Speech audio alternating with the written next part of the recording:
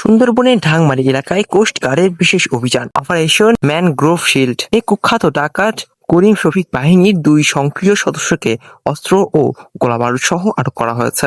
একই সঙ্গে তাদের জিম্মি থাকা 4 জন জেলেকে নিরাপদে উদ্ধার করা হয়েছে। কোস্ট গার্ড সূত্রে জানা যায়, স্বরাষ্ট্রমন্ত্রীর নির্দেশনায় সুন্দরবন অঞ্চলে বনদস্যু দমনে ধারাবাহিক অভিযান চলছে। এরই অংশ হিসেবে রবিবার ভোরে মংলা কোস্ট গার্ডের নেতৃত্বে ঢাংমারি খাল সংলগ্ন এলাকার অভিযান চালানো হয়। অভিযানের সময় ডাকাত দল কোস্ট গার্ডের উপস্থিতি টের পেয়ে পালানোর চেষ্টা করলেও ধাওয়া দিয়ে তাদের আটক করা হয়। এ সময় আটককৃতদের কাছ থেকে একটি বিদেশি 1 নলা বন্দুক, 2টি দেশীয় 1 নলা বন্দুক এবং 24 রাউন্ড তাজা কার্তুজ জব্দ করা হয়। উদ্ধার হওয়া জেলেদের নিরাপদে তাদের পরিবারের কাছে হস্তান্তরের প্রক্রিয়া চলছে। আটক 2 সদস্য হলেন রামপাল থানার রবিউল শেখ ও মোরুলগঞ্জ রাজন শফিক। তাদের বিরুদ্ধে একাধিক মামলা রয়েছে এবং রাজন শফিকের বিরুদ্ধে বাগেরহাট সদর থানার একটি হত্যা মামলা রয়েছে।